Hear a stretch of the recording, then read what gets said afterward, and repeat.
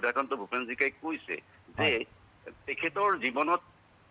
ৰূপকৰ জ্যোতিপ্ৰসাদ আগৰৱালাৰ সান্নিধ্য কিমান আৰু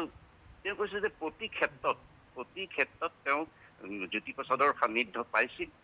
আৰু তেওঁ এটা কথা বৰ হেৰিভাৱে স্বীকাৰ কৰি থৈ গৈছে যে শংকৰদেৱৰ পিছত শ্ৰেষ্ঠ যিজন ব্যক্তি সেইজনে হ'ল জ্যোতিপ্ৰসাদ আগৰৱালা আৰু তেখেতে কৈছে যে তেখেতৰ লগত যদি কম্পেয়াৰ কৰিবলগীয়া কোনো মানুহ আছে সেইজন হ'ল পল্লৱচন তাৰ বাদে বেলেগ আন কোনো নাই এতিয়া তেখেতে কৈছে যে তেখেতে কেতিয়া জ্যোতিপ্ৰসাদ আগৰৱালাই কোনোবা এটা গীত ৰচনা কৰিছে ৰচনা কৰি গীতটো ৰচনা কৰিছে আৰু ৰচনা কৰাৰ পিছত তাত এটা সুৰ দিছে জাষ্ট হেৰি এটা দিয়াৰ পিছত বিষ্ণুৰাভালৈ আগবঢ়াই দিছে বিষ্ণুৰাভাই তাক কৈছে যে তুমি ইয়াত এটা হেৰি দিয়া ইয়াত মানে জুমুঠিটো বনাই দিছো তুমি ইয়াৰ ওপৰত এটা ৰূপ গ্ৰহণ খানা আৰু সেইটো কোৱাৰ পিছত বিষ্ণুৰাভালৈ আগবঢ়াই দিছে যে তুমি গীতটো গোৱা আৰু তেনেকেই গাইছে তাৰপিছতে কিছুমান গীত আছিলে যে সুৰৰে হেৰি কিছুমান গীতত তেখেতক লগত লৈ বহুৱাই গান শিকাই আগবঢ়াই লৈ গৈছে আৰু বিশেষকৈ কাৰেঙৰ লিগিৰি যেতিয়া লিগিৰি গীতখিনি পুনৰ যেতিয়া বাণীবদ্ধ কৰে বিশেষকৈ জয়মতীখন যেতিয়া হেৰিয়াৰ কাৰণে সাউণ্ড চিষ্টেমটোৰ কাৰণে বেয়া হোৱাৰ কাৰণে জয়মতীখনৰ যেতিয়া বিফল হ'ল তেখেতে কাৰেঙৰ লিগিৰি গীতখিনিৰ জৰিয়তে আকৌ পুনৰ সেই গীতখিনি জনসাধাৰণৰ মাজলৈ উলিয়াই আগবাঢ়িছিলে আৰু সেইখিনি কৰোঁতে জ্যোতিপ্ৰসাদ আগৰৱালাই ভূপেন হাজৰিকাক লগত লৈ সেই আটাইখিনি গীত ভূপেন হাজৰিকাৰ হৈ ধুৱাই পেলাই তেখেতক আগবঢ়াই দিছিল তেখেতে এটা কথা কৈছিলে যে ভূপেন হাজৰিকাই কেতিয়াও ৰূপকোঁৱৰ জ্যোতিপ্ৰসাদ আগৰৱালাই কনফিউজন কৰা নাছিলে ফিউজন কৰিছিল মানে পাশ্চাত্যৰ লগতে অসমৰ লোক সংস্কৃতিৰ এনেকুৱা এটা সমন্বয় ঘটাইছিল য'ত সম্পূৰ্ণ এটা নতুন বা অসমীয়া তত্ত্ব তাত হেৰি কৰিছিল আৰু তেখেতে কৈছে যে জ্যোতিপ্ৰসাদৰ সান্নিধ্য বা তেখেতৰ জ্যোতিপ্ৰসাদৰ অৱদান অসমীয়া জীৱনত কেতিয়াও পাহৰিব নোৱাৰে আৰু তেওঁ টোটেলি অসমীয়া আৰু তেওঁ কেতিয়াও কৈছিল যে তেওঁ কেতিয়া কোনো অৰ্ডিনেৰী গায়ক গীতিকাৰ বা চিনেমা পৰিচালক নাছিল তেওঁ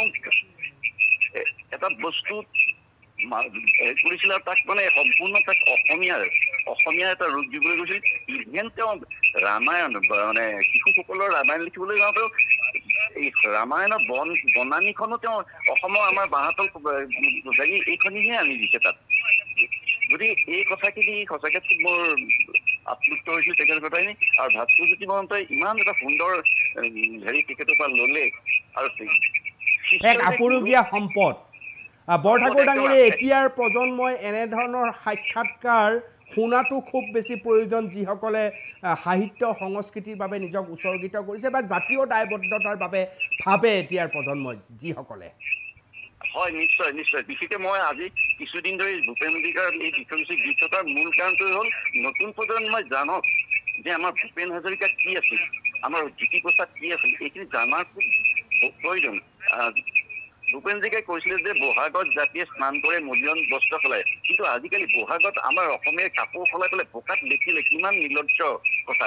কিন্তু যদি আমাৰ ল'ৰা ছোৱালীখিনিয়ে ভূপেন হাজৰিকাক জানে ভূপেন হাজৰিকাৰ গীত মাত অধ্যয়ন কৰে তেতিয়াহ'লে অন্ততঃ অসমৰ ল'ৰা ছোৱালীখিনি যদি এই হয় কৈ যাওক হয় গতিকে এই কথাখিনি কি হৈছে জনাটো খুব দৰকাৰ আজি যেনেকে তেখেতে বাৰ্লিনত গৈ কি হৈছিল